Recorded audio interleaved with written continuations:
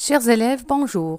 Ravi de vous rencontrer dans cette nouvelle vidéo pour continuer toujours la série de corrections des examens régionaux concernant le roman à thèse Le dernier jour d'un condamné de Victor Hugo. Si vous êtes prêts, on commence. Voici l'extrait du texte qui a été déposé dans cet examen régional.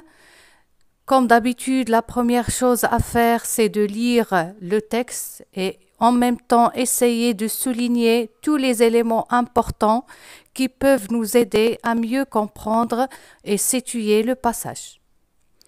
On est venu relever mon bon vieux gendarme, auquel ingrat, égoïste que je suis, je n'ai seulement pas serré la main. Un autre l'a remplacé. Un homme à front déprimé, des yeux de bœuf, une figure inepte. Au reste, je n'y avais fait aucune attention. Je tournais le dos à la porte. Assis devant la table, je tâchais de rafraîchir mon front avec ma main, et mes pensées troublaient mon esprit. Un léger coup frappé sur mon épaule m'a fait tourner la tête. C'était le nouveau gendarme avec qui j'étais seule. Voici à peu près de quelle façon elle m'a adressé la parole. « Criminel, avez-vous bon cœur ?»« Non, lui ai-je dit. » La brusquerie de ma réponse a paru le déconcentrer. Cependant, il a repris en hésitant. On n'est pas méchant pour le plaisir de l'être. Pourquoi non? Ai-je répliqué. Si vous n'avez que cela à me dire, laissez-moi. Où voulez-vous en venir? Pardon, mon criminel, a-t-il répondu. 2 mots seulement. Voici si vous pouviez voir faire le bonheur d'un pauvre homme et que cela ne vous coûte à rien. Est-ce que vous ne le feriez pas? J'ai haussé les épaules. Est-ce que vous arrivez de Charenton? Vous choisissez un singulier vase pour épuiser du bonheur. Moi, faire le bonheur de quelqu'un? Elle a baissé la voix et pris un air mystérieux, ce qui n'allait pas à sa figure idiote. Oui, criminel, oui, bonheur, oui, fortune, tout cela me sera venu de vous. Voici. Je suis un pauvre gendarme. Le service est lourd. La paye est légère. Mon cheval est à moi et me ruine. Or, je mets à la loterie pour contrebalancer. Il faut bien avoir une industrie. Jusqu'ici, il ne m'a manqué pour gagner que d'avoir de bons numéros. J'en cherche partout, de sûr. Je tombe toujours à côté. Je mets le 76, il sort le 77. J'ai beau les nourrir, il ne vient pas. Un peu de patience, s'il vous plaît. Je suis à la fin. Or, voici une belle occasion pour moi. Il paraît, pardon criminel, que vous passez aujourd'hui. Il est certain que les morts qu'on fait périr comme cela voient la loterie d'avance. Promettez-moi de venir demain soir. Qu'est-ce que cela vous fait? Me donner 3 numéros, 3 bons. Hein? Je n'ai pas peur des revenants. Soyez tranquille. Voici mon adresse. Caserne Popincourt, escalier A, numéro 26, au fond du corridor. Vous me reconnaîtrez bien, n'est-ce pas? Venez même ce soir si cela vous est plus commode. Donc, c'est l'extrait qui a été déposé dans l'examen. Comme vous l'avez remarqué, on parle d'un nouveau gendarme. Donc, on a remplacé l'ancien gendarme par un autre. C'est le gendarme qui garde la cellule du condamné à mort.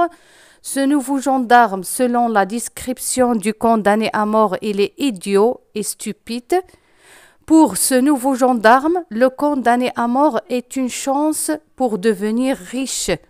Si vous avez suivi le texte, vous allez remarquer que le nouveau gendarme veut profiter de la mort du condamné à mort pour que pour qu'il revienne après sa mort et lui apporter les 3 numéros gagnants de la loterie, puisque le nouveau gendarme, il joue à la loterie et il ne gagne jamais.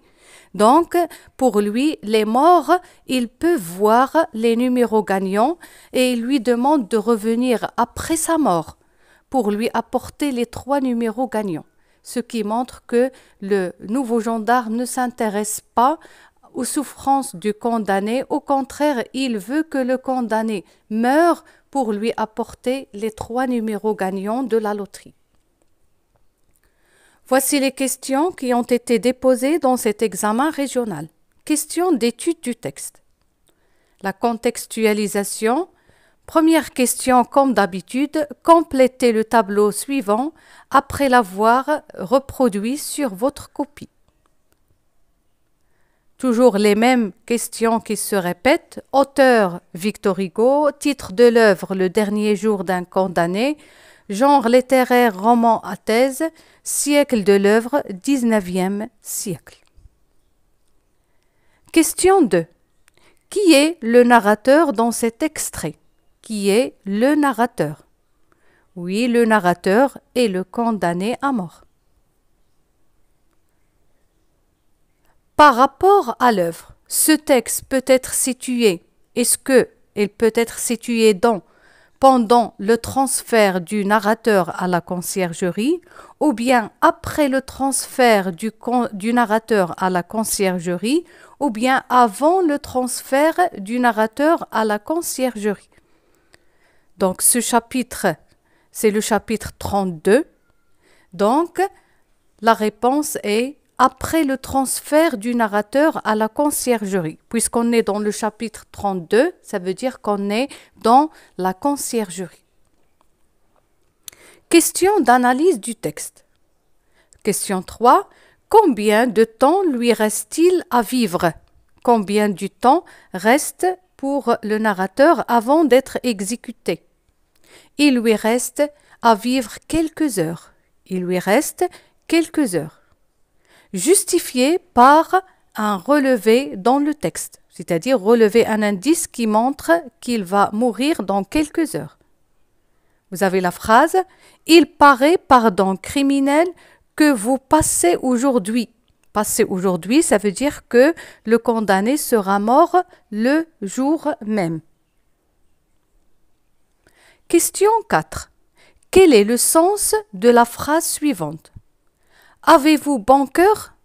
Choisissez 2 bonnes réponses parmi les propositions suivantes. Vous avez 5 propositions, donc choisissez 2 qui peuvent nous expliquer la phrase « Avez-vous bon cœur ?» Est-ce que cela veut dire « Êtes-vous en bonne santé ?» ou bien « Avez-vous un cœur de pierre ?» ou bien « Êtes-vous généreux ?» ou bien « Avez-vous un cœur de lion ?» ou bien « Êtes-vous serviable ?» C'est à vous de choisir 2 propositions correctes. Oui, donc les 2 propositions sont « Êtes-vous généreux ?» « Êtes-vous serviable ?» Question 5. Quelle figure de style reconnaissez-vous dans la phrase suivante? Le service est lourd, la paye est légère. Donc, de quelle figure de style s'agit-il? Donc, le service est lourd, ça veut dire qu'il travaille beaucoup, mais il est payé légèrement, ça veut dire on ne lui donne pas beaucoup d'argent. Donc, la figure de style, c'est l'antithèse. L'antithèse. Quel message le gendarme cherche-t-il à transmettre au narrateur à travers cette figure? Quel est le message du gendarme? Le gendarme veut montrer que le travail qu'il fait est dur et pénible, mais le salaire qu'il reçoit n'est pas suffisant. Ça veut dire qu'il travaille beaucoup, mais on ne le paye pas beaucoup, on ne lui donne pas beaucoup d'argent. Question 6. Pourquoi le gendarme multiplie-t-il les arguments face au narrateur? Pourquoi il donne beaucoup d'arguments au narrateur? Le gendarme multiplie les arguments pour tenter de convaincre le narrateur d'accepter sa demande. Donc, il veut que le condamné accepte de lui rendre cette faveur ou bien de lui rendre le service. Donc, c'est pour cela qu'il lui donne beaucoup d'arguments. Donnez-en deux. Relevez deux arguments donnés par le gendarme. Vous savez, je suis un pauvre gendarme. Le service est lourd, la paye est légère. Mon cheval est à moi et me ruine. Ce sont des exemples des arguments donnés par le nouveau gendarme. Question 7. Mettez au discours indirect la phrase suivante en commençant par le narrateur lui demandant. La phrase est « Est-ce que vous arrivez de Charenton ?» Donc, vous allez commencer la phrase par le narrateur lui demandant. Donc, ça devient « Le narrateur lui demanda s'il arrivait de Charenton. » Donc, on a utilisé « si » parce qu'on a « est-ce que ». Est-ce que il devient toujours « si » dans le discours indirect. Donc, qui parle à qui? C'est le gendarme qui parle au narrateur. Donc, c'est « il ». Donc, vous devient « il ». Donc, le verbe « et » sera conjugué à l'imparfait parce qu'il était au présent dans le discours direct et parce que le verbe introducteur demanda, il est au passé simple. Donc, c'est la transcription, bien la transformation de la phrase directe vers le discours indirect. Question 8. Relevez dans le texte 4 mots ou expressions appartenant au champ lexical des jeux de hasard. Vous avez loterie, gagner, bon numéro, les nourrir, 3 numéros, je mets le 76, il sort le 77, fortune, 3 bons. Question de réaction. Question 9. À votre avis, que pourrait-on reprocher au gendarme à travers sa demande justifiée? Exemple de réponse. À mon avis, on pourrait faire 2 reproches au gendarme. D'abord, c'est un homme égoïste et impitoyable qui ne pense qu'à ses propres intérêts dans des circonstances aussi horribles. Ensuite, c'est un homme ignorant et crédule qui ne mérite pas de porter l'uniforme d'un gendarme. Question 10. À qui accorderiez-vous votre pitié? Au narrateur ou au gendarme? Pourquoi? Exemple de réponse. J'accorderai ma pitié au narrateur qui va mourir et non au gendarme qui ne se soucie guère du sort du condamné et qui ne pense qu'à l'argent qu'il pourrait gagner. La deuxième partie de cet examen est consacrée à la production écrite. Donc, le sujet qui a été déposé dans cet examen est le suivant. Pour réussir socialement, certaines personnes choisissent le travail, d'autres au contraire préfèrent les jeux de hasard ou d'argent, comme les jeux de cartes, la loterie, le loto, le poker, le tiercé. À qui donneriez-vous raison? Justifiez votre choix en vous appuyant sur des arguments et des exemples pertinents et bien précis. Donc, les mots-clés, vous avez réussir socialement, vous avez le travail et vous avez en face les jeux de hasard. Exemple de production écrite. Pour mener une vie de bonheur et de joie, certaines personnes choisissent de travailler. D'autres, par contre, recourent au jeu du hasard. Que choisir? D'abord, pour réussir socialement, il n'y a qu'une seule voie. C'est le travail.